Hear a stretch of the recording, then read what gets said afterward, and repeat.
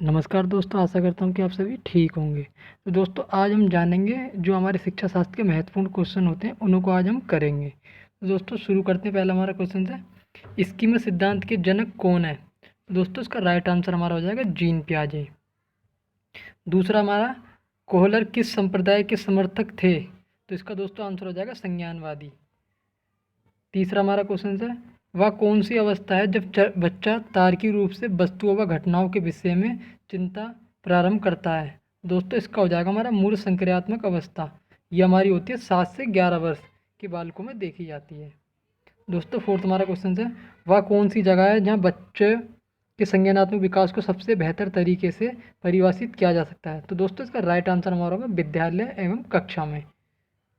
अगला दोस्तों हमारा पांचवा क्वेश्चन है, बच्चे दुनिया के बारे में अपनी समझ का सृजन करते हैं, इसका श्रेय किस विद्वान को जाता है? तो दोस्तों इसका आंसर हमारा जीन पियाजे को हो जाएगा। आकलन को उपयोगी और रोचक प्रक्रिया बनाने के लिए किसके प्रति सचेत होना चाहिए?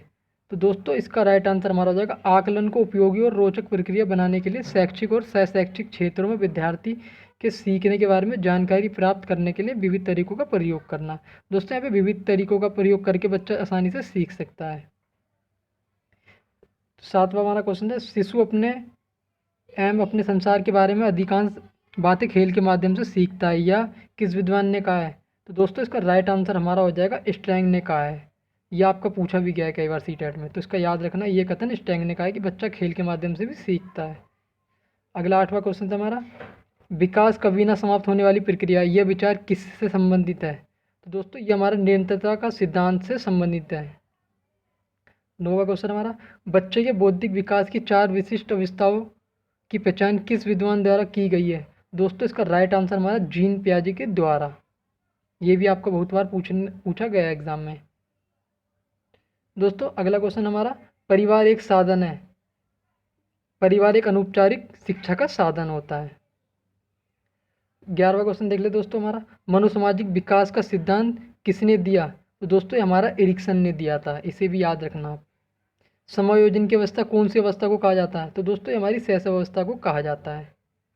अगला हमारा देख लेते हैं 13वां, वर्तमान में विद्यालय जाने की उम्र कितनी है? तो दोस्तों हमारी 3 वर्ष है। औपचारिक शिक्षा प्रारंभ होने की उम्र कितनी है? तो दोस्तों ये हमारी 6 वर्ष है। 15वां क्वेश्चन देख लेते हैं हमारा, औपचारिक शिक्षा किसे कहते हैं?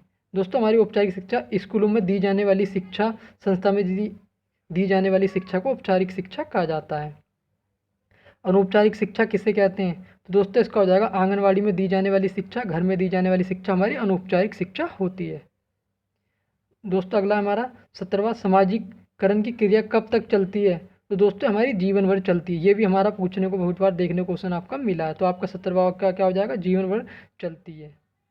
18वां हमारा, बालक कितने माह में अपनी माता को पहचानने लगता है? तो दोस्तों हमारा इसका राइट आंसर हो जाएगा 3 माह में। शर्म की अवस्था कौन सी अवस्था को कहते हैं? दोस्तों जिसमें बच्चे शर्म करते हैं, जैसे ये हमारी अवस्था हो जाएगी शैशव अवस्था को। 20वां क्वेश्चन हमारा, आपसे झगड़े की भावना कौन सी अवस्था है? तो दोस्तों ये हमारी हो जाएगी बाल अवस्था। 21वां क्वेश्चन देख लेते हैं दोस्तों, एक शिक्षक विद्यार्थी में सामाजिक मूल्यों को विकसित कर किस तरह से कर सकता है? यहाँ पे सामाजिक मूल्यों की बात आ रही है, तो दोस्तों इसका राइट आंसर हो जाएगा एक शिक्षक आदर्श रूप से बर्ताव करे, विद्यार्थी में सामाजिक मूल्यों को विकसित कर सकता है। आप भी शिक्षक बनेंगे तो आपको आदर्श रूप से बच्चों के साथ में व्यवहार करना है, क्योंकि जो शिक्षक का रोल होता है वो प्रभाव छोड़ता है बच्चों पर भी। तो आपको ध्यान रखना है कि आपका एक आदर्श रूप होना चाहिए, बच्चों से अच्छा बर्ताव करोगे जब भी बच्चे अच्छा सीखेंगे। 22वां क्वेश्चन देख लेंगे दोस्तों, शिक्षा का बर्ताव किस तरह का होना चाहिए? शिक्षा का बर्ताव आदर्शवादी होना चाहिए। किस अवस्था में बच्चे अपनी समक्षी सम, समकक्षी वर्ग के सक्रिय सदस्य बनते हैं? तो दोस्तों इसका हमारा हो जाएगा किशोर अवस्था में। 24वां देख लेते हैं, प्राथमिक शिक्षक के लिए बाल मनोविज्ञान का ज्ञान क्यों आवश्यक है? तो दोस्तों 24वां हमारा, प्राथमिक शिक्षक के लिए बाल मनोविज्ञान का ज्ञान बच्चों के व्यवहार को समझने की शिक्षक की सहायता करता है। जो बच्चों को व्यवहार होता है मनोविज्ञान, अगर यदि हम समझ लेते हैं तो बच्चों के व्यवहार को हम अच्छे से जान सकते हैं। 25वां हमारा क्वेश्चन क्या कहता है, बुनियादी स्तर पर मातृभाषा में शिक्षा देना क्यों बेहतर है? तो दोस्तों बुनियादी स्तर पर मातृभाषा में शिक्षा देने से प्राकृतिक वातावरण में बच्चों को सीखने में सहायता करेगा। जितने ज़्यादा बच्चे मातृभाषा का प्रयोग करेंगे उतने ज़्यादा वातावरण में रहकर सीख सकते हैं। दोस्तों 26वां देख लेते हैं हमारा, खिलौने की आयु किस अवस्था को कहा जाता है? तो दोस्तों हमारी पूर्व बाल्यावस्था को कहा जाता है। ये भी हमारा क्वेश्चन बहुत बार देखने को मिला है, तो आपको ध्यान रखना है कि खिलौने की आयु हमारी पूर्व बाल्यावस्था को कहा जाता है। जिन इच्छाओं की पूर्ति नहीं होती उनका भंडारण गृह कौन सा है? तो ये हमारा इदम हो जाएगा। छात्र केंद्रित शिक्षा का आशय किससे है? तो दोस्तों इसमें छात्र केंद्रित शिक्षा का आशय प्रत्येक छात्र की आवश्यकताओं को ध्यान में रखना। दोस्तों 29वां क्वेश्चन देख लेते हैं, शिक्षा की खेल विधि का अर्थ क्या है? तो इसका आंसर होगा हमारा खेल क्रिया द्वारा शिक्षा। परियोजनावाद ने किसे जन्म दिया? तो दोस्तों ये हमारा हो जाएगा प्रोजेक्ट विधि को जन्म दिया।